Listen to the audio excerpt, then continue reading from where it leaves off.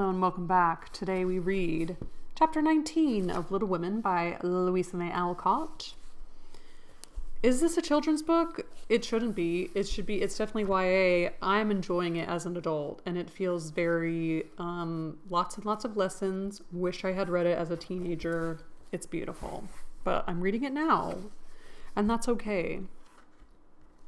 This chapter, chapter 19, is called Amy's Will.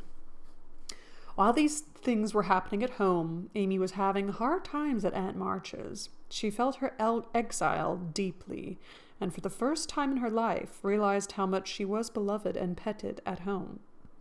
Aunt March never petted anyone. She did not approve of it, but she meant to be kind, for the well-behaved little girl pleased her very much, and Aunt March had a soft place in her old heart for her nephew's children, though she didn't think it proper to confess it. She really did her best to make Amy happy, but dear me, what a mistake she made. Some old people keep young at heart in spite of wrinkles and gray hairs, can sympathize with children's little cares and joys, make them feel at home, and can hide wise lessons under pleasant plays, giving and receiving friendship in the sweetest way. But Aunt March had not this gift, and she worried Amy most to death with her rules and orders, her prim ways and long prosy talks. Finding the child more docile and amiable than her sister, the old lady felt it her duty to try and counteract, as far as possible, the bad effects of home freedom and indulgence. So she took Amy in hand and taught her as she herself had been taught 60 years ago, a process which carried dismay to Amy's soul and made her feel like a fly in the web of a very strict spider. She had to wash the cups every morning and polish up the old-fashioned spoons, the fat silver teapot, and the glasses, till they shone. Then she must dust the room, and what a trying job that was. Not a speck escaped Aunt March's eye, and all the furniture had claw legs, and much carving, which was never dusted to suit. Then Polly must be fed, the lapdog combed, and a dozen trips up and down, upstairs and down to get things or deliver orders, for the old lady was very lame and seldom left her big chair. After these tiresome labors, she must do her lessons, which was a daily trial of every virtue she possessed. Then she was allowed 1 hour for exercise or play, and didn't she enjoy it? Laurie came every day and wielded Aunt March till Amy was allowed to go out with him, when they walked and rode and had capital times. After dinner she had to read aloud and sit while the old lady slept, which she usually did for an hour, as she dropped off over the first page. Then patchwork or towels appeared, and Amy sewed with outward meekness and inward rebellion till dusk, when she was allowed to amuse herself as she liked till tea time. Then evenings were the worst of all, for Aunt March fell to telling long stories about her youth, which were so unutterably dull that Amy was always ready to go to bed, intending to cry over her hard fate, but usually going to sleep before she had squeezed out more than a tear or two. If it had not been for Laurie and old Esther, the maid, she felt that she could never have to go through that dreadful time. She felt that she never could have got through that dreadful time. The parrot alone was enough to drive her distracted, for he soon felt that she did not admire him, and revenged himself by being as mischievous as possible. He pulled her hair whenever she came near him, upset his bread and milk to plague her when she had newly cleaned his cage, made Mop bark by pecking at him while Madame dozed, called her names before company, and behaved in all respects like a reprehensible old bird. Then she could not endure the dog, a fat, cross beast, who snarled and yelped at her when she made his toilet, and who lay on his back with all his legs in the air, and a most idiotic expression of countenance when he wanted something to eat, which was about 12 times a day. The cook was bad-tempered, the old coachman deaf, and Esther the only one who ever took any notice of the young lady. Esther was a Frenchwoman, who had lived with Madame, as she called her mistress, for many years, and who rather tyrannized over the old lady, who could not get along without her.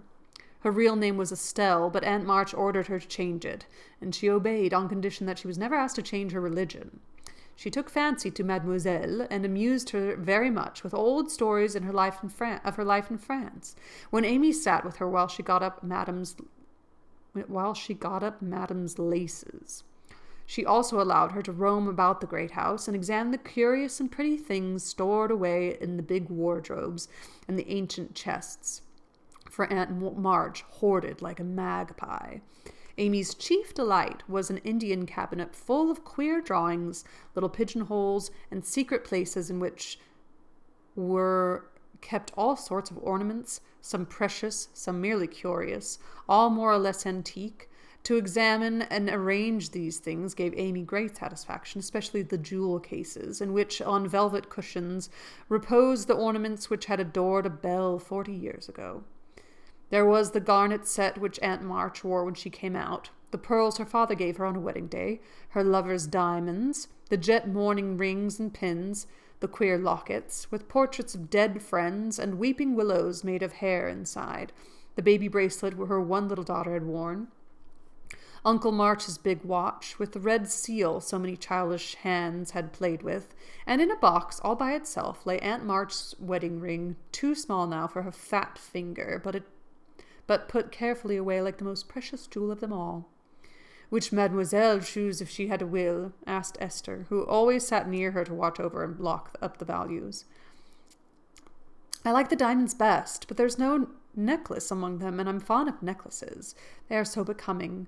I should choose it if I might," replied Amy, looking at with great admiration at the string of gold and ebony beads in which hung a heavy cross of the same. "I too covet that, but not as necklace. Ah, no. To me it's a rosary, and as such I should use it like a good Catholic," said Esther, eyeing the handsome thing wistfully. "It is meant to use as you use the string of good-smelling wooden beads hanging over your glass?" asked Amy. "Truly, yes, to play with. It would be pleasing to the saints if one used so fine a rosary as this instead of wearing it as a vain bijou." "You seem to take a great deal of comfort in your prayers, Esther, and always come down looking quite quiet and satisfied. I wish I could. If Mademoiselle was Catholic, she would find true comfort. But as that is not to be, it would be well if you went apart each day to meditate and pray, as did the good mistress whom I served before Madame. She had a little chapel, and in it found solacement for much trouble." "Would it be right for me to do so too?" asked Amy, who in her loneliness felt the need of help of some sort, and found that she was apt to forget her little book, now that Beth was not there to remind her of it. "It would be excellent and charming." I can't do it. "And I shall gladly arrange a little dressing room for you if you like it. Say nothing to Madame, but when she sleeps, go you and sit alone to think good thoughts, and pray to the dear God preserve your sister." Esther was truly pious and quite sincere in her advice, for she had an affectionate heart and felt much for the sisters in their anxiety. Amy liked the idea and gave her leave to arrange the light closet next to her room, hoping it would do her good. "I wish I knew where all these pretty things would go when Aunt March dies," she said, as she slowly replaced the shining rosary and shut the jewel cases one by one. "To you and your sisters, I know it. Madame confides in me. I witnessed her will, and it is to be so," whispered Esther, smiling. "How nice, but I wish she'd let us have them now. Procrastination is not agreeable," observed Amy, taking a last look at the diamonds. "It is too soon yet for the young ladies to wear these things. The first one who is affianced will have the pearls. Madame has said it, and I have a fancy that the little turquoise ring will be given to you when you go. For Madame approves your good behavior and charming manners." "Do you think so? Oh, I'll be a lamb if I can only have that lovely ring. If it's ever so much prettier than Kitty Bryant's. I do like Aunt March, after all." And Amy tried on the blue ring with a delighted face, and a firm resolve to earn it. From that day she was a model of obedience, and the old lady complacently admired the success of her training. Esther fitted up the closet with a little table, placed a footstool before it, and over it a picture taken from one of the shut-up rooms. She thought it was of no great value, but being appropriate, she borrowed it, well knowing that Madame would never know it, nor care if she did. It was, however, a very valuable copy of one of the famous pictures of the world, and Amy's beauty-loving eyes were never tired of looking up at the sweet face of the Divine Mother, while tender thoughts of her own were busy at her heart. On the table she laid her little testament and hymn book, kept a vase always full of the best flowers Laurie brought her, and came every day to sit alone, thinking good thoughts and praying the dear God to preserve her sister. Esther had given her a rosary of black beads with a silver cross, but Amy hung it up and did not use it, feeling doubtful as to its fitness for Protestant prayers. Boo. The little girl was very sincere in all this. For being left alone outside the safe home nest, she felt the need of some kind hand to hold by so sorely. She felt the need of some kind hand to hold by so sorely that she instinctively turned to the strong and tender friend whose fatherly love most closely surrounded his little children.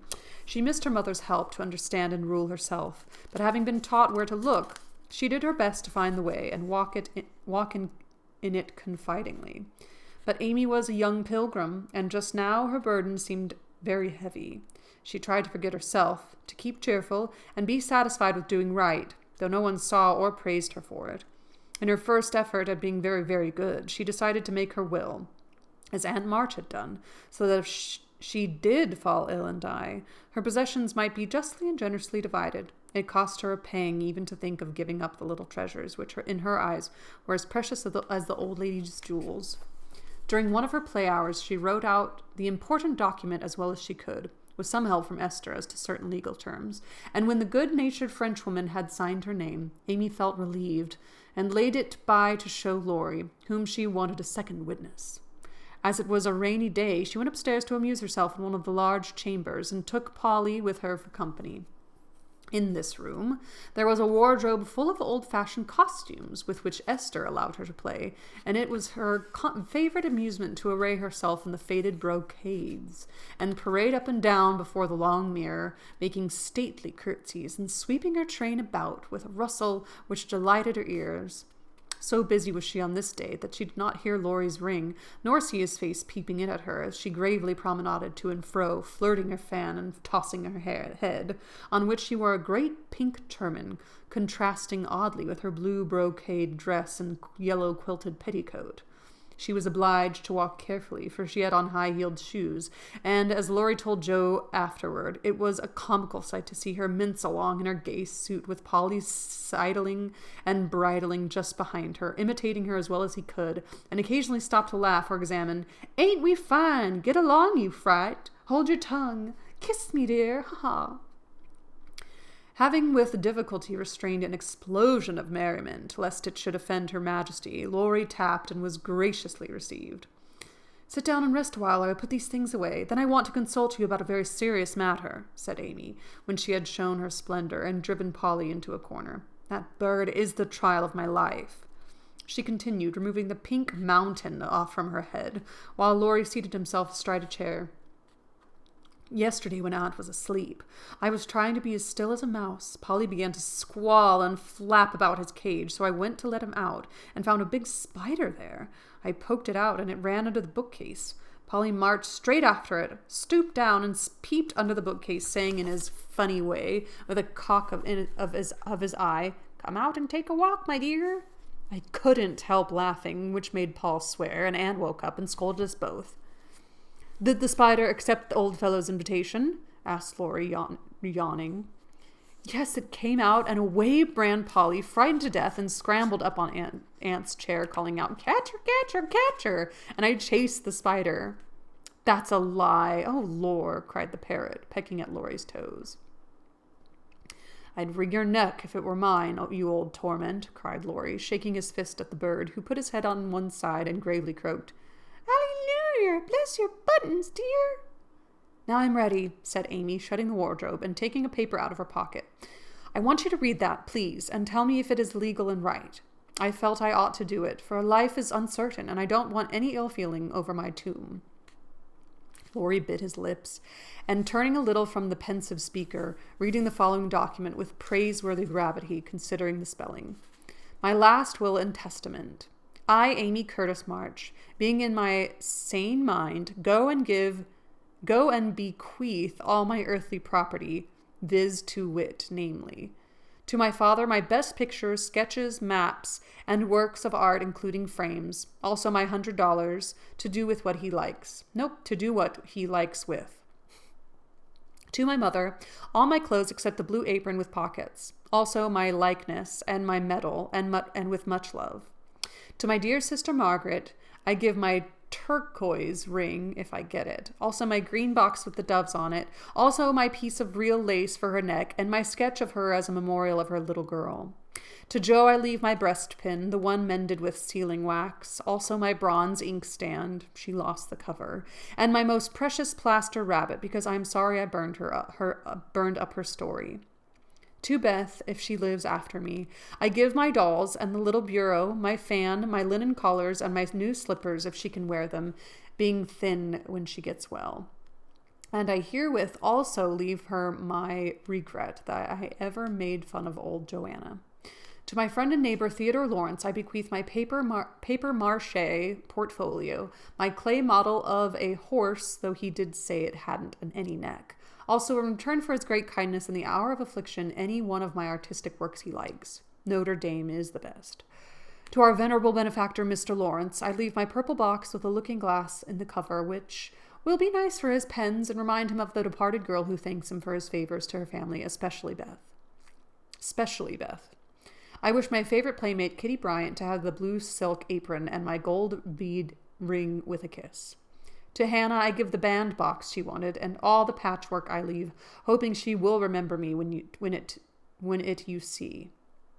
And now, having disposed of my most valuable property, I hope all will be satisfied and not blame the dead. I forgive everyone and trust we may all meet when the trump shall sound. Amen. To this will and testament, I set my hand and seal on this 20th day of November, Annie Domini 1861, Amy Curtis March. Witnesses, Estelle Valner and Theodore Lawrence. The last name was written in pencil, and Amy explained that he was to rewrite it in ink and seal it up for her properly. What put it into your head? Did anybody tell you about Beth's giving away her things? Asked Laurie soberly, as Amy laid a bit of red tape with sealing wax and taper and a standish before him. She exclaimed, and then added anxiously, What about Beth? I'm sorry I spoke, but as I did, I'll tell you. She felt so ill one day that she told Jo she wanted to give her piano to Meg, her bird to you, and the poor old doll to Jo, who would love it for her sake. She was sorry she had so little to give and left locks of hair to the rest of us, and her best love to Grandpa. She never thought of a will. Laurie was signing and sealing as he spoke and did not look up till a great tear dropped on the paper. Amy's face was full of trouble, but she only said, Don't people put sort of postscripts to their wills sometimes? Yes, codicils, they call them. Put one in mine, that I wish all my curls cut off and given round to my friends. I forgot it, but I want it done, though it will spoil my looks. Laurie added it, smiling at Amy's last and greatest sacrifice. Then he amused her for an hour and was much interested in all her trials. But when he came to go, Amy held him back, whispering with trembled lips, Is there any real danger about Beth? I'm afraid there is, but we must hope for the best, so don't cry, dear. And Laurie put his arm around her with a brotherly gesture, which was very comforting. When he had gone, she went to her little chapel, and sitting in the twilight, prayed for Beth with streaming tears and an aching heart, feeling that 1,000,000 turquoise rings would not console her for the loss of her gentle sister. Beth.